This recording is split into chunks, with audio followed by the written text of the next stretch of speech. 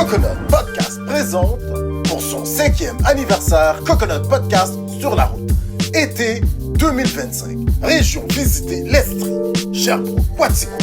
Le balado numéro 1 de la diversité.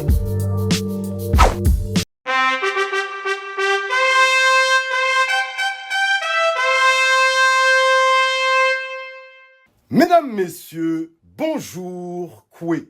Écoutez, en cette tournée estivale 2025 Coconut Podcast sur les routes du Québec, eh bien, nous avons l'immense honneur de recevoir un citoyen impliqué dans sa communauté, bien sûr. Écoutez, il est à la présidence, oui, de l'Association des Autochtones de Sherbrooke, Kinteh, vous nous expliquer, 081. Je pense que c'est chapeauté par une maison mère. On va nous expliquer ça dans quelques instants. Messieurs, dames, c'est avec une immense joie que nous retrouvons un nom de famille, je pense, très populaire dans les communautés autochtones. Même au Manitoba, on retrouve ce nom vers Saint-Boniface. Eh bien, il est avec nous aujourd'hui à Coconut Podcast de son prénom Michel. Et son nom de famille si populaire, Fontaine, messieurs, dames. Michel Fontaine. Oui. Écoutez, président, chef de la communauté, comment ça va? Ça va bien, ça va bien. On a une belle été jusqu'à présent. Ouais, J'espère que tout le monde en profite. Ben oui.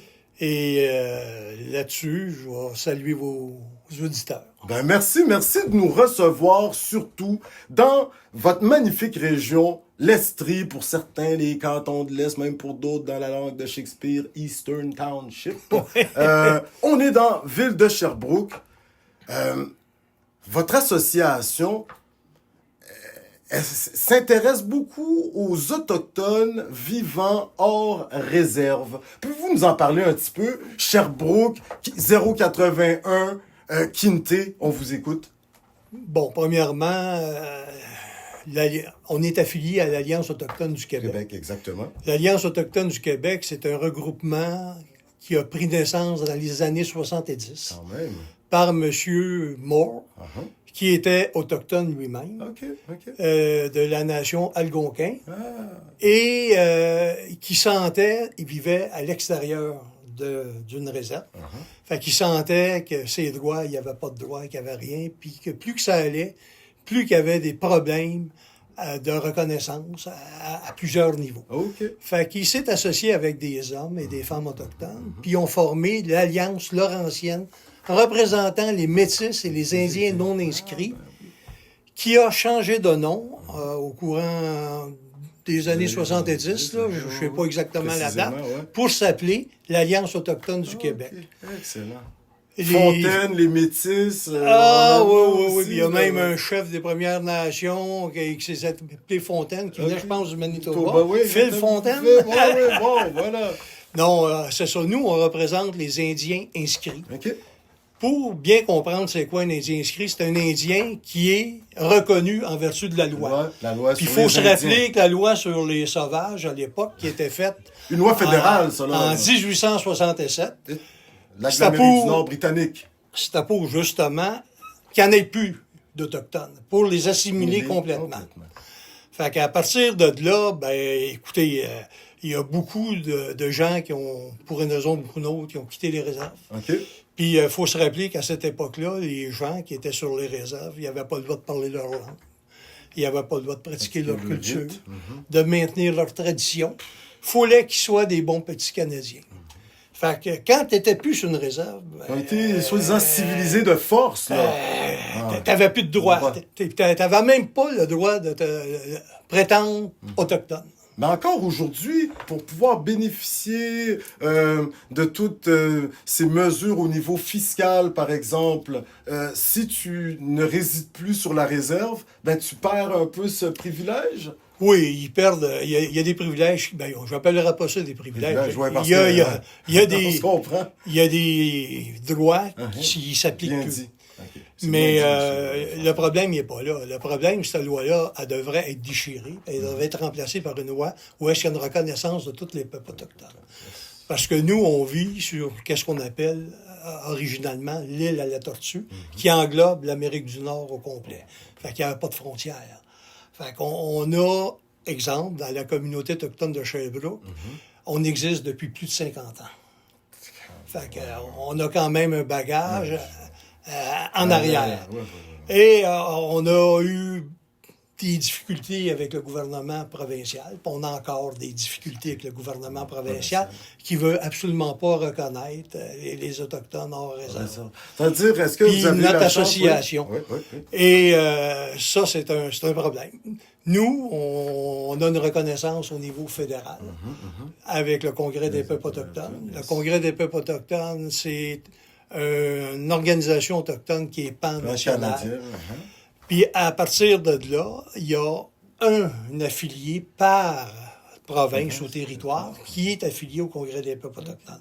Et au Québec, c'est l'Alliance autochtone du Québec, qui est l'organisme officiel du Congrès des peuples autochtones. Lorsque vous parlez au niveau provincial, vous n'êtes pas nécessairement supporté ou le gouvernement provincial,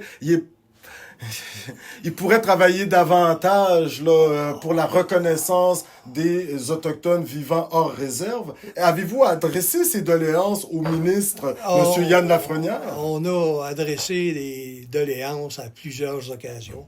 Je vais juste vous conter des faits. En 1976, quand le Parti québécois a pris le pouvoir pour la première fois au Québec, c'est un gouvernement qui est rentré avec des idées de faire la souveraineté.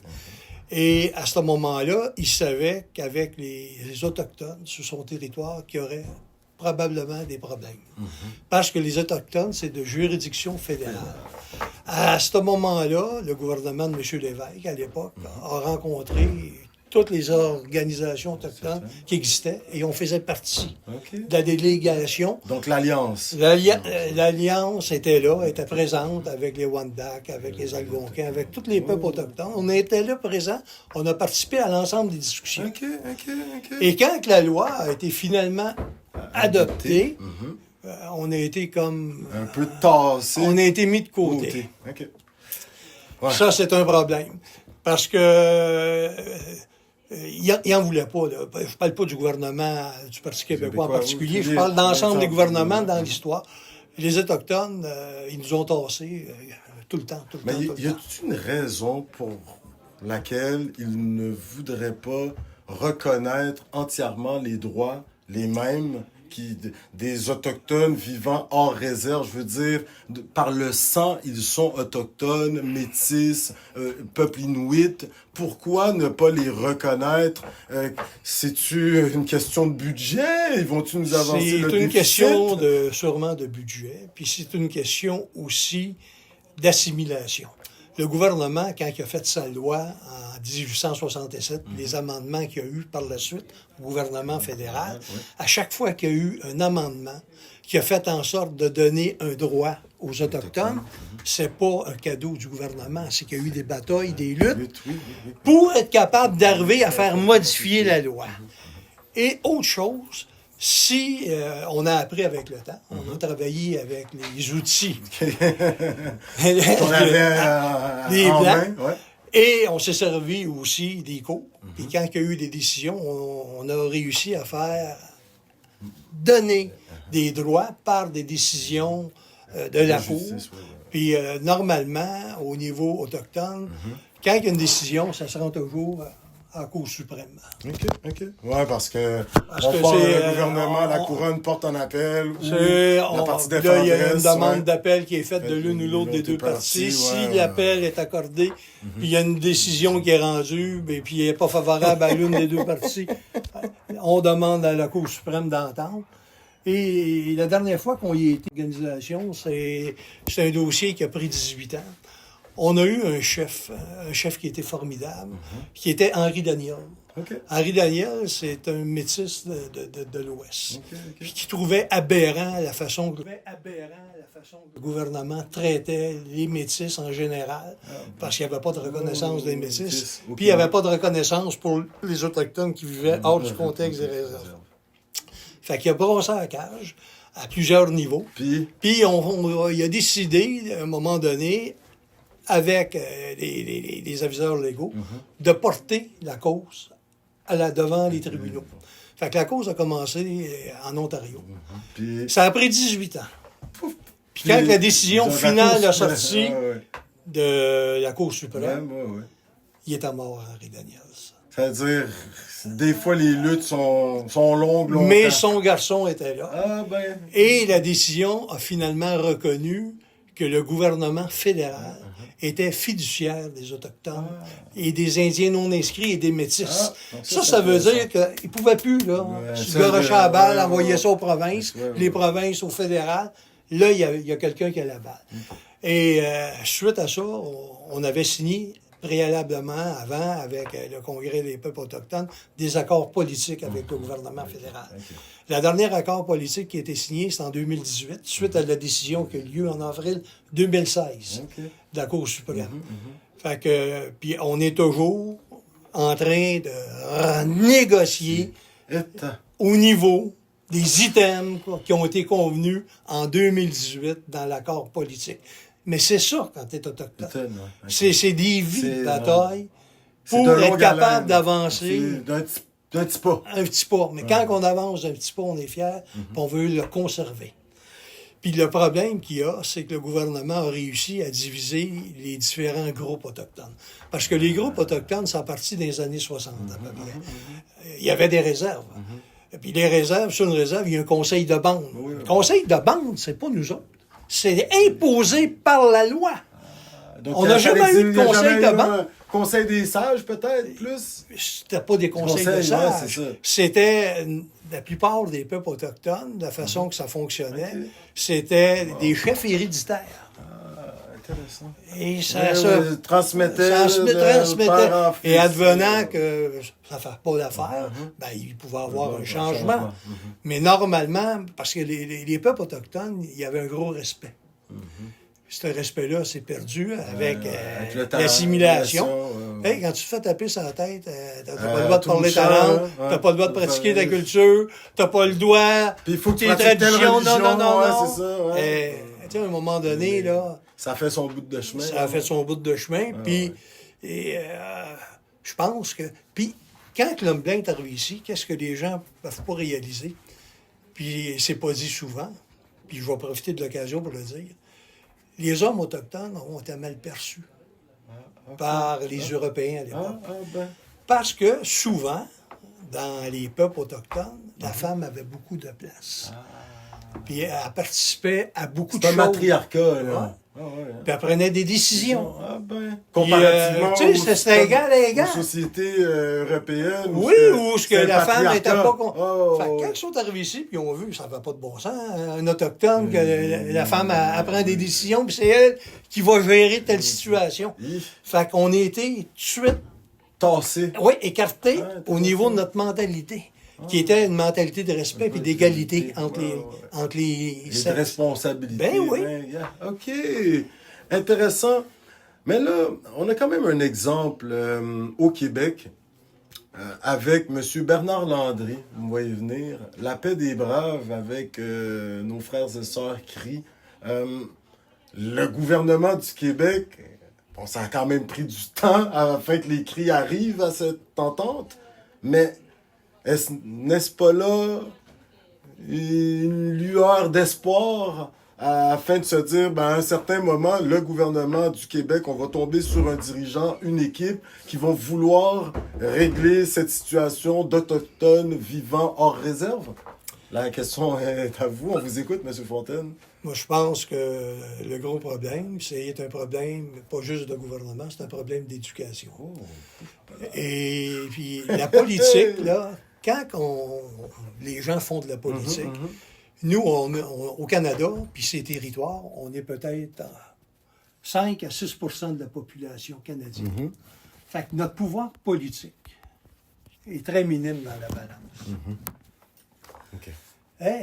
Puis les gouvernements, là, souvent, vont passer à l'action. Sans même trop consulter ou... Non, mais c'est pas là-dessus que je m'en allais. OK, Ils vont passer à l'action puis ils vont faire des choses sans tenir compte de l'opinion. Ouais, c'est ça. Mais quand tu es une minorité très minoritaire, fait que ton opinion, des fois, Ce qu'il faut, elle tienne pas ouais, beaucoup compte. ouais. Puis, pour une raison qui n'était pas de nos coutumes, les Autochtones, c'est pas les gens qui étaient le plus portés à aller voter pour élire des dirigeants. C'était pas notre façon d'être, c'était pas notre façon de penser, c'était pas notre façon de voir les réalités. Fait que là, on est obligé, on est obligé de s'adapter. Il y a une ministre à la Côte-Nord, Mme Catherine Champagne-Jourdain. Oui, maintenant, là, ça débloque. Ça débloque, là. Puis ça débloque dans le bon sens. Monsieur Saganache, dans le temps. Ben, M. Saganache, il a contribué beaucoup à l'adoption de la loi au niveau fédéral. De la Déclaration des Nations Unies sur les droits des peuples autochtones. Parce que ça, c'est important. OK. Puis ici, on parle de nations, mais on est des peuples.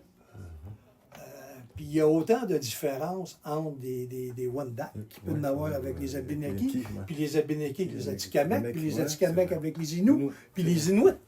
Fait que les gens s'imaginent, quand tu es autochtone, ben c'est tout pareil au même. Non, il y a une diversité énorme. On parle oui, au niveau de la culture, au des niveau de la communautés pensée. autochtones. Oui. OK. Ça, c'est bon. Et il faut que les gens aussi réalisent que on a perdu nos terres. Nos terres, là, quand ils ont commencé la colonisation ici, c'était sur les deux côtés du Saint-Laurent, la rive nord, la rive sud. Il y avait, dans ce temps-là, c'était des milles. Je pense que, je ne veux pas vous induire en erreur, on va dire qu'il y avait 25 000 de chaque côté, que là, c'était les terres de la Nouvelle-France. À l'extérieur de ça, c'était les terres autochtones. OK.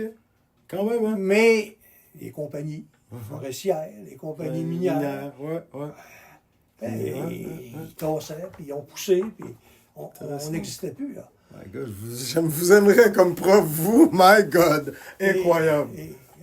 On n'existait plus, là. Mais lorsque vous avez vu... Il y a une autre chose qui est particulier au Québec. Je vais aller voir.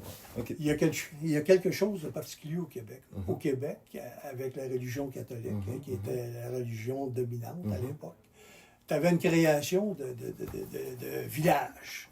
Puis tout le monde restait alentour du village. Fait que les communautés autochtones qui étaient converties, il y en a qui se sont regroupés à l'intérieur des villages. C'est venu des communautés métisses que le gouvernement ne veut pas reconnaître. Mais c'est lui qui les a créés. Oui, je vous vois.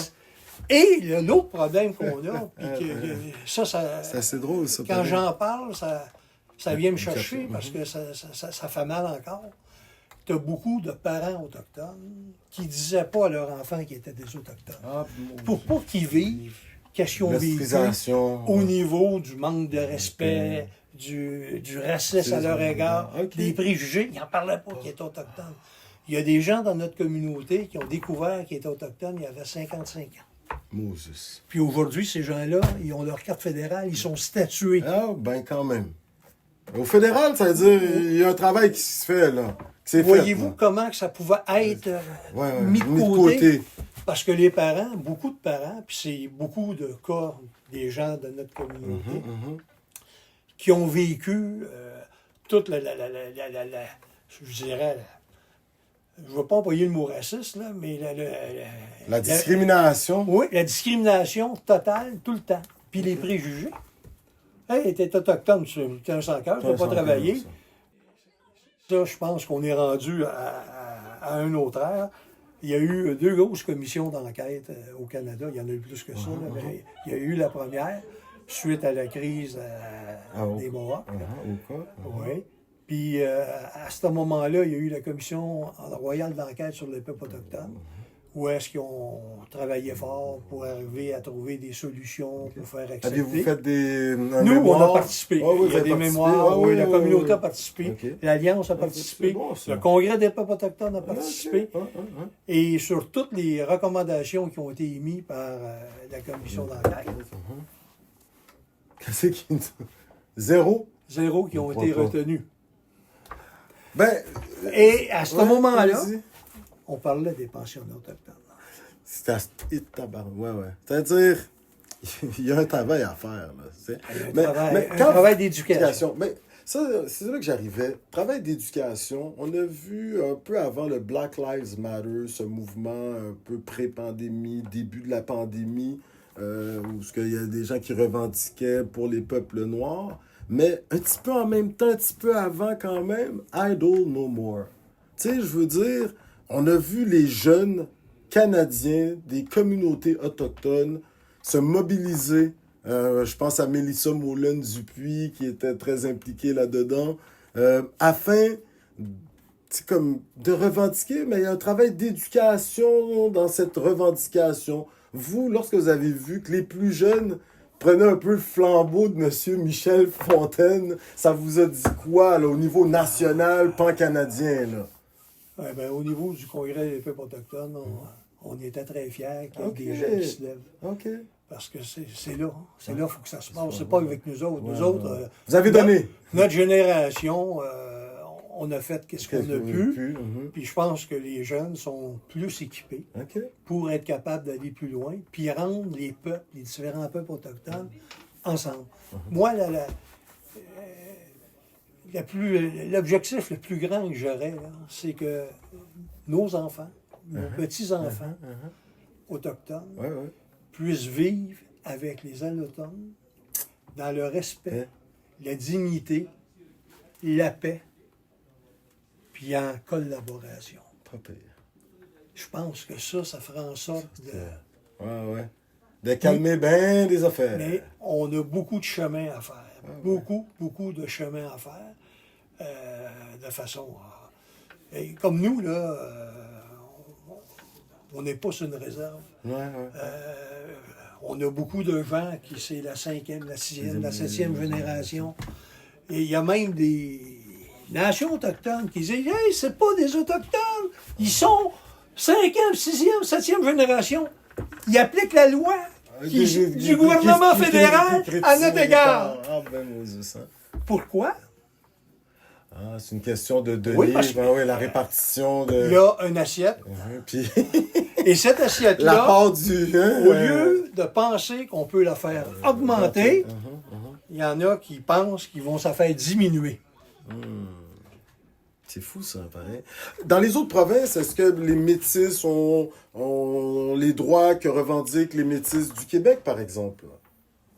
Il y a une association métisse qui est la seule association métisse officiellement qui était reconnue. C'était les Métis du Manitoba. Les Métis de l'Ourigan. C'est comme si les bateaux qui étaient arrivés ici, les Européens, auraient traversé l'Atlantique et arrivé ici, à la Terre, ils auraient continué jusqu'au Manitoba.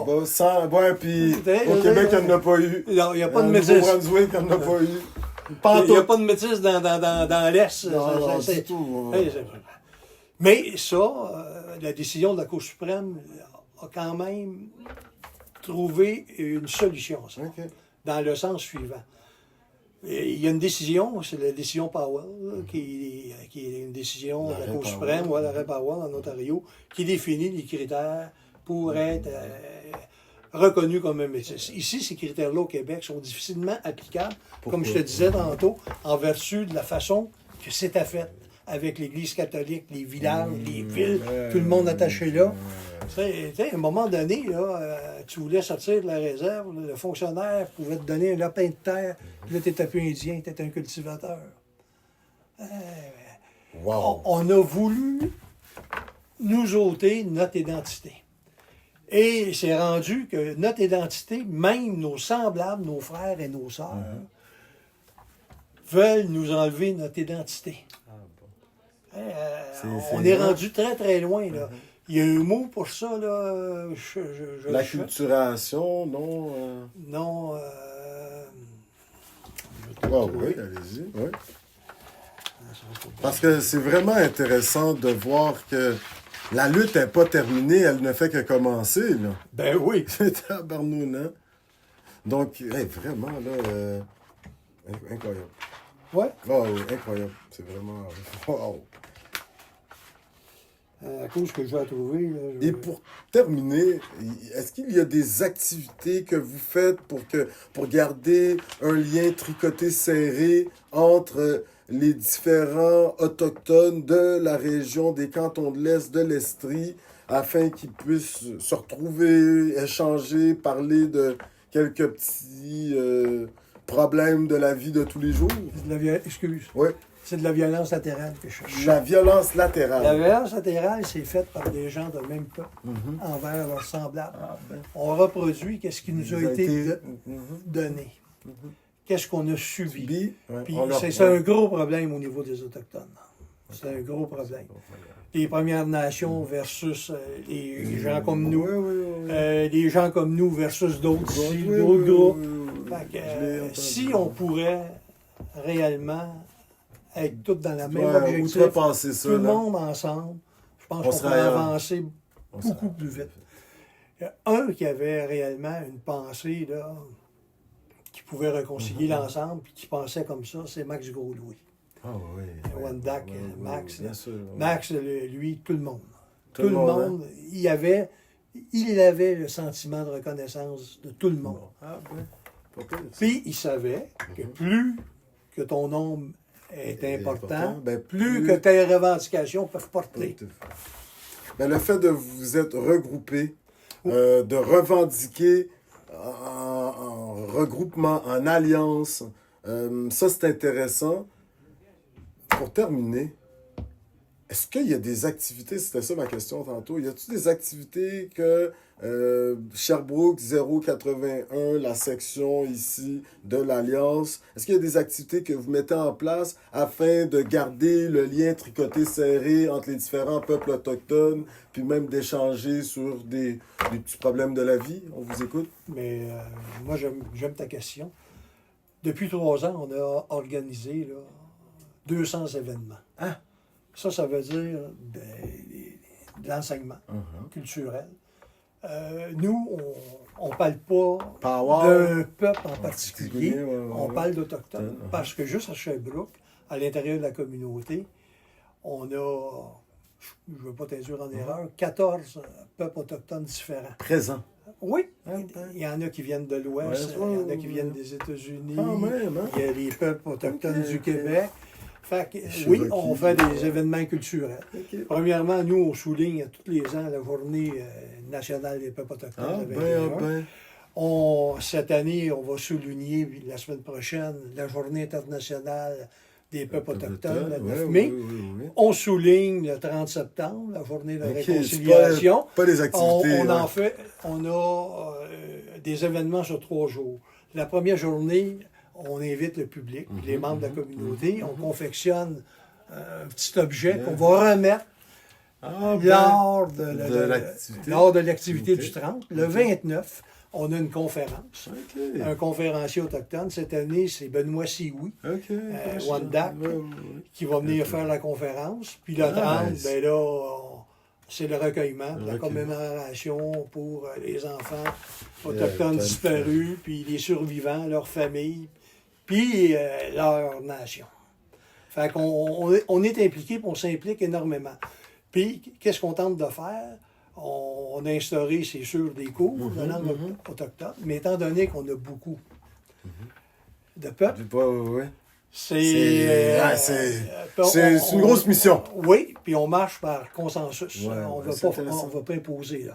Fait que si, comme cette année, on va donner des cours en langue algonquine, c'est une volonté de tout le monde. Il n'y a pas personne qui est frustré. Donc le miigwech, là, c'est ça. Pour faire en sorte que tout le monde se sente à l'aise. Puis, moi, j'apprends sur d'autres cultures qui la mienne. On a tellement d'invités qui viennent nous parler des cultures. Puis qu'est-ce que je me rends compte? C'est qu'au Québec, c'est dommage, mais il n'y a pas un peuple autochtone qui n'a pas perdu de ses cultures presque. Ah, mais là, on sent que ça reprend. Parce que- là. Ça a repris plus que jamais. Là. On sent Comparativement aux Autochtones de l'Ouest. Parce qu'avant qu'ils arrivent dans l'Ouest, OK, ouais. les autres, ils ont continué leur tradition. Mhm. Tandis qu'ici, ben, Ça déjà s'est là, effrité pas mal, l'assimilation. ouais. Puis ici, tu n'avais pas le droit. Là. On était plus longtemps à pas le droit de droit parler de- notre langue, puis se rappeler de notre culture. Fait que ça, c'est grâce aux anciens, à nos ancêtres, qu'eux, au péril de leur vie, il faut Oui, le dire, bien sûr. puis aux souffrances qu'ils ont pu endurer, ils ont voulu maintenir l'enseignement de la culture.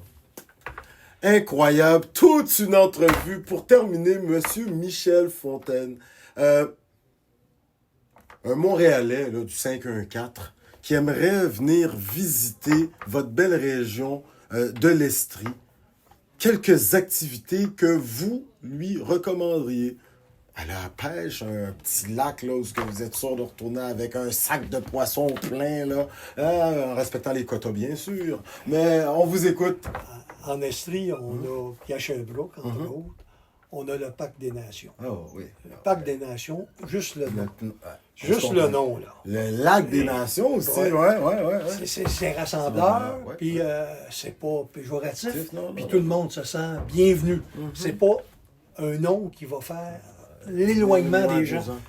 Il y a même un festival là, Et justement, festival il des y a des cultures du monde. festivals, ben, à chaque fois, il y a beaucoup d'activités tout le long. S'ils vont sur le site des événements à Sherbrooke, OK. de la ville de Sherbrooke, les gens peuvent voir toutes les activités qui Super. se tiennent au Parc des Nations toute l'année. Puis y a-t-il une activité, nos frères et sœurs des Premières Nations qui se tient là, une fois l'année, tu sais, dans toutes les 200 là, que vous avez organisées? Ben, nous- Y en a-tu une là, le 9 mai, genre, qu'il faut pas manquer ça, il y a des conférences incroyables ou autres. Là. Let's go, le Q, là. Allez, on vous écoute. Moi, je dirais c'est la journée de la réconciliation. Vous êtes La fort. journée de la réconciliation, le 29. Toute la symbolique. 29 août? Non, le 29 septembre. Septembre, ok, 30 ouais. septembre. Ouais. Ça, faut pas manquer ça, ok. parce que ça, c'est réellement là, qu'est-ce qui a marqué. C'est Ce un génocide, rapprochement. dans le fond. Tu sais, c'est de tuer l'Indien dans l'enfant. C'est malade, hein? Ça, là, tu t'assures Ben, que c'est ça se pas développe malade pas plus pour loin. ceux qui ont pensé Ouais, à c'est ça, ouais. parce qu'il y avait une visée. C'est inhumain. C'est Hop-là. inhumain. Wow! Puis ça se fait pas à aucun peuple sur la Terre. Incroyable. Monsieur Michel Fontaine, écoutez, moi, je vous veux comme enseignant.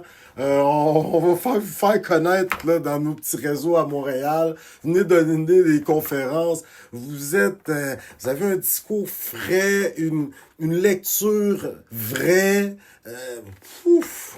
Je vous remercie beaucoup. Ben non, mais c'est sérieux, là, je suis un enseignant de culture et citoyenneté québécoise, j'en ai-tu pas appris avec vous, que je vais pouvoir partager avec les plus jeunes, ça c'est d'adon, puis merci, comme dirait l'autre, Tigidou, hein. Je pense que j'ai pas de mérite là-dedans. C'est ma croyance, c'est mon identité, puis c'est ma fierté. Wow! Écoutez, Coconut Podcast, on a eu cette chance d'aller à la rencontre de nos frères et sœurs des Premières Nations. Oui? Continue. Puis on est monté, on vous l'a dit, en Abitibi-Témiscamingue. Puis là, vous allez donner des cours en langue algonquine. Alors, pour dire merci, ils nous disent...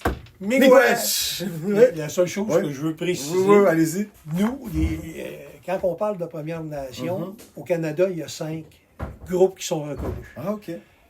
Les Premières Nations, c'est un groupe, c'est une association qui représente les Autochtones qui vivent à l'intérieur des réserves. Intéressant. Les Métis, là, c'est les Métis Ouais. du Nouveau-Brunswick, Brunswick, les associations Métis, c'est ceux de l'Ouest canadien. Les Indiens sans statut, comme nous. Les Métis, c'est les Indiens inscrits qui vivent à l'extérieur des réserves. C'est le Congrès des peuples autochtones. OK. Et il y a une autre association qui est reconnue, c'est l'Association des femmes autochtones. Ah! Et il y en a un groupe de peuples autochtones qui n'est pas du tout dans l'Ouest, parce qu'à ce moment-là, ils ne les connaissaient pas, c'est les Inuits. Pas les Inuits, les Inuits. Les Inuits. Ouais, c'est fou, hein, pareil. Et ils Capoté. n'étaient pas là. Ah ben, Fait qu'ils n'ont pas été inclus. Alors, Fait que c'est ça, les 5 organisations pour pas mêler, là. C'est vrai. Ben écoutez, nous autres, on a des Abénakis qui sont pas trop loin, centre du Québec, au Danac, là. Ils nous disent « Oléone ». Oui. Puis nous autres, à Montréal, en langue mohawk, on nous dit « Niawan ». Ah, c'est bien. Oui, exactement. Puis ici, en Algonquin, on vous dit « Migouin ». Merci beaucoup. Vraiment, toute une entrevue. Merci, mon cher merci, monsieur. chef, vraiment. Messieurs, dames, oui, nous étions avec le président de la section de Sherbrooke 081 Quinte de l'Alliance des Autochtones du Québec vivant hors réserve. Écoutez, moi j'en ai fait des entrevues. Une entrevue comme celle-là, moi, technicien, tout seul, l'équipe est pas là, capoté, pas à peu près.